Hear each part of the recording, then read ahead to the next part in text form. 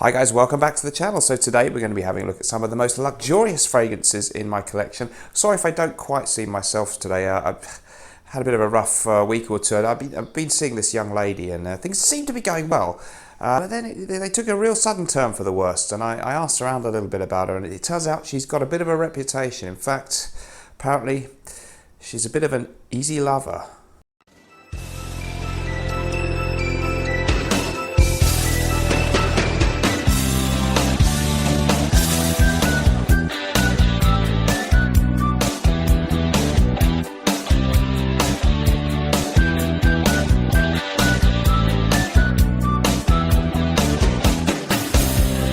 Easy lover, she'll get a hold on you, believe it. I'd give her a miss if I were you, mate. Like no other, before you know it, you'll be on your knees. Find yourself someone nice. She's an easy lover, she'll take your heart, but you won't feel it. Taking his heart. She's like no other, and I'm just trying to make you see. That wasn't very nice, was it? She's the kind of girl you dream of. Oh, more like a nightmare. Dream of keeping hold on. She'll have hold of your wallet, mate. Forget it. Forget it. You'll never get it. You'll be sorry. Nobody ever listens to me. She'll play around and leave you. They don't call her Randy Mandy for nothing. Leave you and deceive you.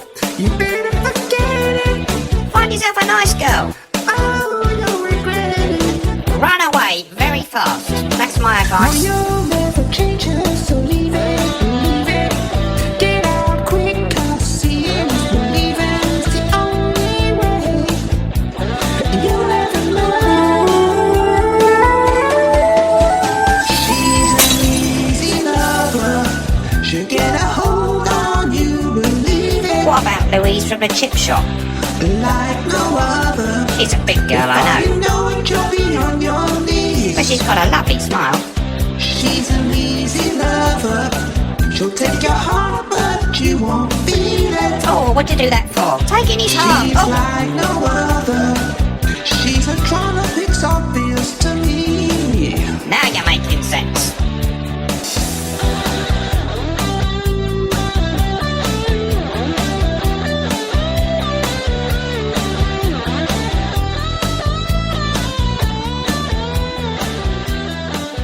Okay folks, so here we go. We're going to look at some luxurious perfumes, fragrances which I think give me that feeling of luxury, and in many cases here, most of them are kind of expensive, but really, you know, some very expensive and some just a little bit expensive. So there's different kind of reasons we might call a fragrance luxurious, and really it doesn't mean that much.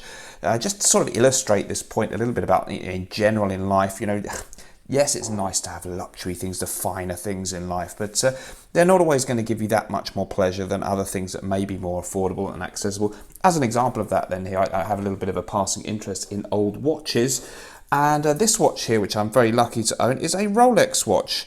Now, I'm not trying to flex or anything, because actually, as Rolexes go, this old Datejust is not one of the more expensive ones you can get these days. Very expensive though compared to watches in general, of course, and I do love having that one. But here's another one. I won't say the price of the Rolex, but it's in the thousands of pounds, of course. Here is a Mido, also a Swiss watch brand, and this is one from probably the early 1970s. Only cost me £180. Also, really a beautiful watch. Perhaps there's a bit more refinement inside the watch in the Rolex, but gives me just as much pleasure. So the point there can be applied equally well to fragrances. Sometimes the cheapies out there, or just the designer price levels, can be just as good as anything that's exclusive. But let's get stuck into this. And sometimes I do like the idea that I've got one of the more pricey and expensive, fancy luxury fragrances in the world. And we're going to have a real variety of different styles today. So let's get stuck into it. Number one then, of the 6 most luxurious, inverted commas, fragrances in my collection. Let's go with one from the wonderful house of Barnetnaughton. So Barnetnaughton, the fragrance house of the incredible Dmitry Bartnikov, a perfumer based in Thailand, originally from Russia, and he produces some incredible, unique smelling fragrances, some of them rather exotic in their overall aura, and there's also some really nice fresh ones actually. Amber Cologne, which I'm not showing on screen today, is a beautiful fresh fragrance, but I thought to go for the opulent theme, let's go with one of the more opulent, indulgent smelling fragrances. So this one is called Mysterious Oud, and it was, I think, last couple of years that he released this one. It's exemplifies a lot about what the Bortnikov house are all about. So certainly an expensive fragrance, because you're looking at $290 for a 50ml, concentrated at extrait de parfum, so very strong stuff. And the story with Bortnikov, really, the great thing is that he sources a lot of these ingredients himself. I think he even actually goes out in the woods and picks some of the ingredients that he uses in his perfumes, which is incredible. So these are real, the oud is, of course, real oud, and there's some other very exotic ingredients. I'll give you the note listing quickly on this one. It's bergamot, cardamom, amber and orange in the top, mid notes of rose, jasmine, cinnamon, cloves, myrrh, castoreum, pink pepper, nutmeg and tonka bean. And your base notes, you've got a couple of different types of oud: sandalwood, tolu balsam, popanax, cedar, lotus, labdanum and vanilla. So very rich, exotic smelling fragrance. It's real oudy kind of stuff. If you're into oud, I think you will appreciate this. A little bit of funk to that oud. Oud is this exotic wood from, originally used in the Middle East in perfumery, and it's a very pungent kind of smell. It's a very beautiful, mysterious smell, but some people do get some animalic tones and funk to this, and this has that, but it also has this great regal kind of feel about the perfume, and the fact that it's handmade in small batches by one artisan perfumer, and this beautiful packaging that we get nowadays from Bortnikov really gives it that luxury exclusive feel. It's not one to wear down the supermarket, both because it's expensive and perhaps because the style of the fragrance really says, wow, I'm wearing something special. But I think, the whole range, I could have said really, of Bortnikov, but Mysterious Oud is, if you really want an absolute banger, that's a great one to look at. So well worth checking out this house. They do sizes of 9ml for a travel spray, and there's also sample sets, so there are accessible ways to get their perfumes. Speaking of which, actually, the new release, I just got to mention this briefly, it could almost have made the list. He very kindly sent me a 9ml travel spray of the new one, and this is Tabac Doré. I think that means golden tobacco. Absolutely incredible. Everything that you wish Tom Ford's Tobacco Vanille actually smelled like. It's much more sophisticated than that. Pink pepper in the top, vanilla absolute and ambrette, mid notes of cinnamon, tobacco absolute, benzoin, fig. Then you've got base notes of cedar, sandalwood, labdanum, tolu balsam, peri balsam, wild oud from Thailand and Vietnam. So stunning, rich, pungent tobacco scent, which I'm going to maybe do a full video on soon. Well worth checking that one out, guys. So let's move on. That was Bortnikov Mysterious Oud. If you'd like to see an extra video from me every week, sign up to my Patreon group. It's only $2 a month. There's a link in the description, and we have loads of interesting stuff going on there. I do a lot of fragrance stuff, of course, but I also talk about some other things to do with my life. It's really fun, and I hope to see you in there. As I say, you can follow the link in the description, or just go to Patreon and type in Mr. Smelly 1977.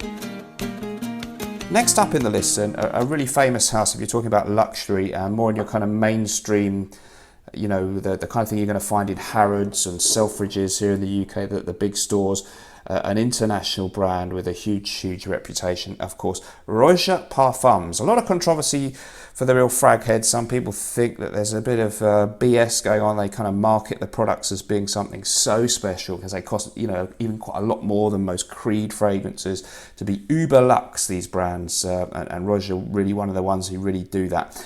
And is it worth it? Do the perfumes smell any better? That's an interesting question. Probably not. I mean, that doesn't mean to say it doesn't smell beautiful. It really does. And forgive me here, I'm going to blow my own trumpet for a moment. I would if I could. But you know what I mean? Our own fragrances here from my brand, Naughton & Wilson, Bon Viveur, Gravitas Pour Homme. Now, I can't prove this, and I'm not going to make any claims, but there was no real cost cutting in terms of the ingredients.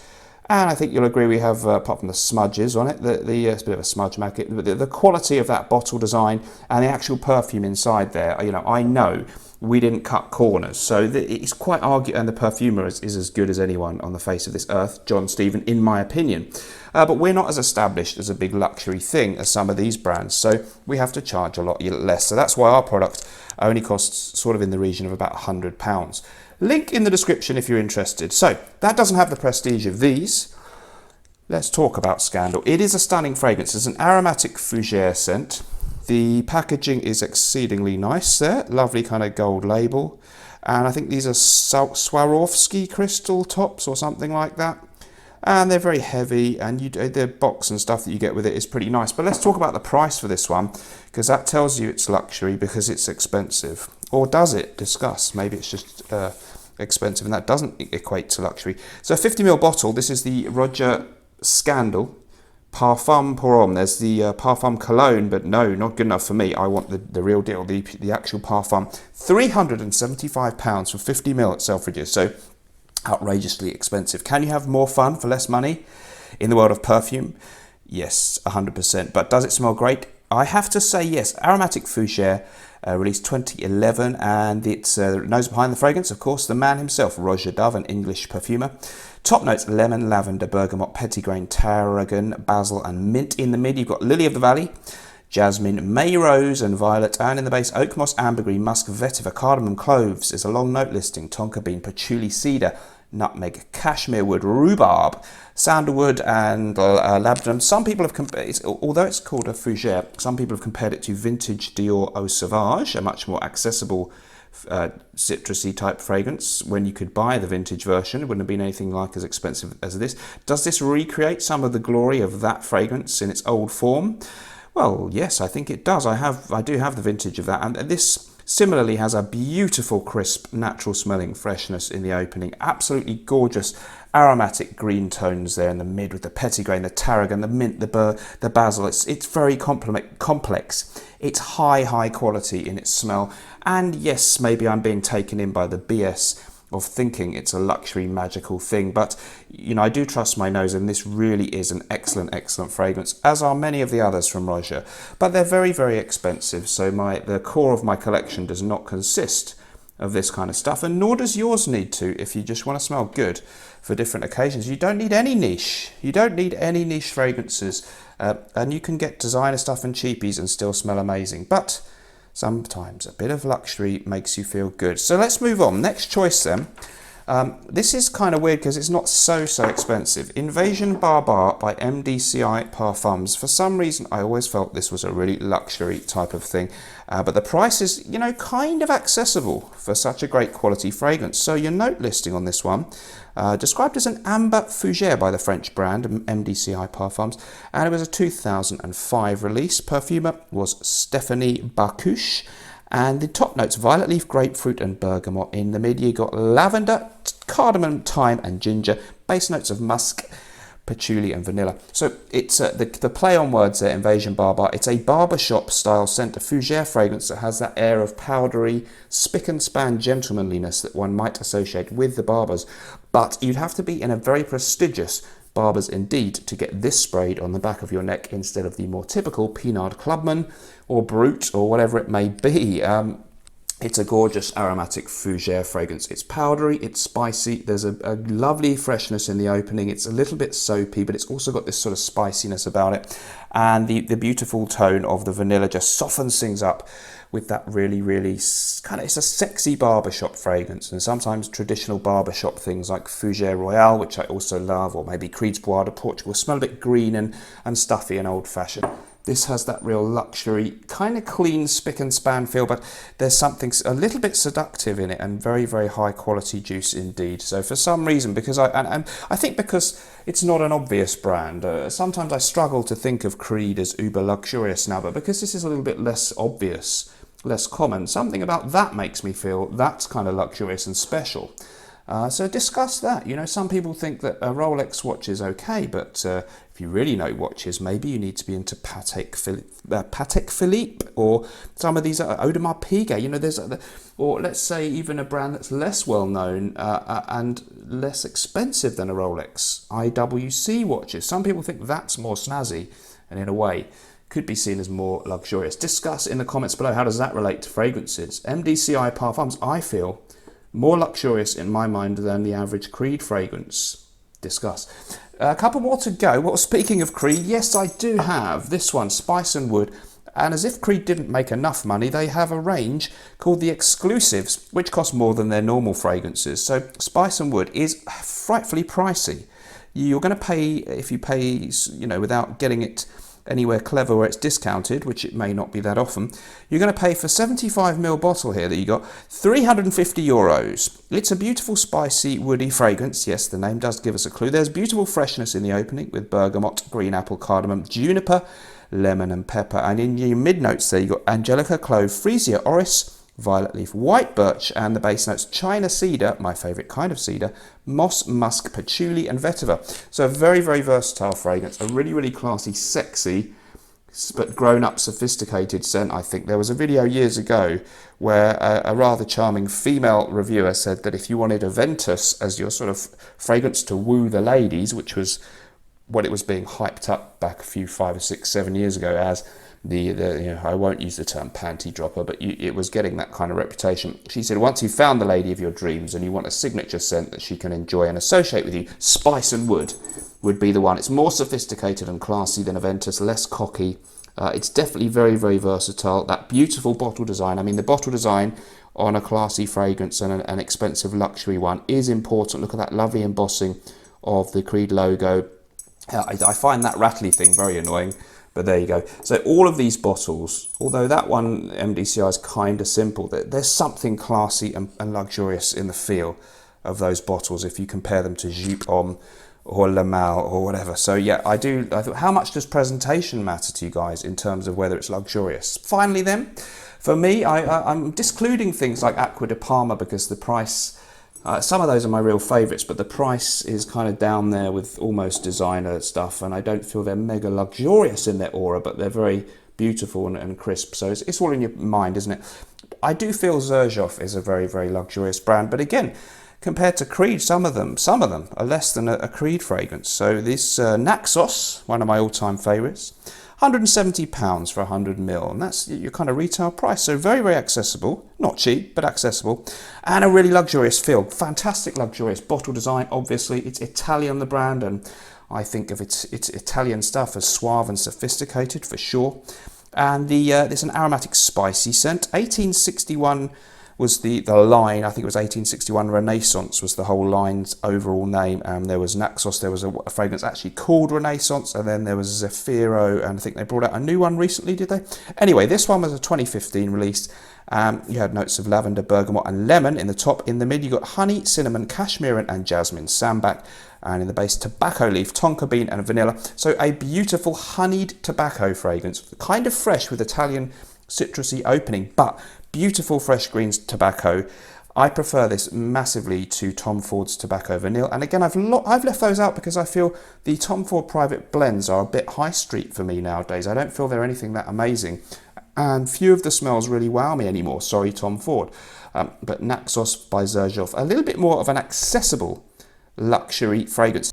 Here we have a little edit in, guys, because I shot the video and then I walked past this fragrance and thought, no, I needed to include this, especially as it gives us one more example of a not so mainstream house that you find in every department store. It's more of your artisanal niche type perfumery, which, you know, is similar to Bortnikov. This is Tobacco Rose from Papillon, and Papillon, meaning butterfly, is the fragrance house, of course, of Liz Moores, the English perfumer, and she has created some absolute stunners. This is one of her real, I think Anubis is the other groundbreaking, the one that kind of made the house famous to some extent here in the UK with frag heads and around the world. But Papillon's Tobacco Rose is also a sensationally beautiful fragrance, 2014 release. And the point here, guys, is actually a simple but still luxurious and elegant and tasteful design, and an accessible price, because you can pick this up for a 50ml bottle here, £130. Okay, that's not cheap, but it's very, very accessible compared to some of the others in the list. Wonderful combination of, if I oversimplify it, rose and tobacco-esque accords, although there's no specific note of tobacco. Bulgarian rose and rose de mai are both included. We have oak moss, ambergris, beeswax, and Peru balsam blended to absolute perfection. So these other notes and ingredients are giving a tobacco-esque aura. Maybe that kind of hay-like thing that you get with tonka bean is in there too. Note listings don't always tell us the full story. It's a beautiful, beautiful kind of green tobacco.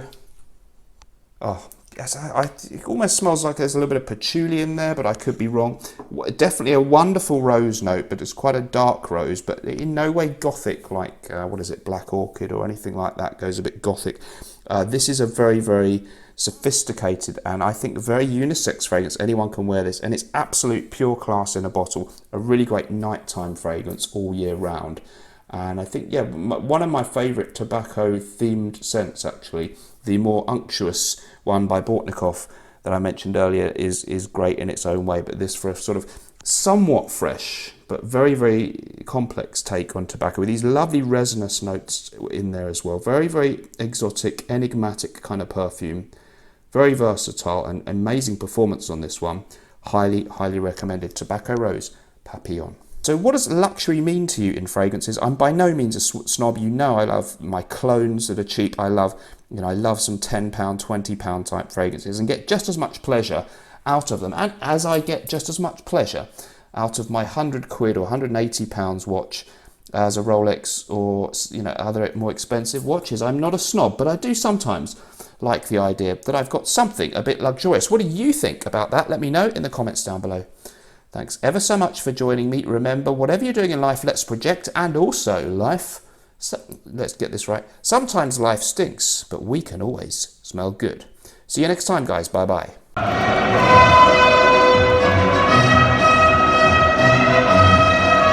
Bon viveur, les nouveaux parfums pourront par Norton et Wilson. Parce que la vie est faite pour être appréciée.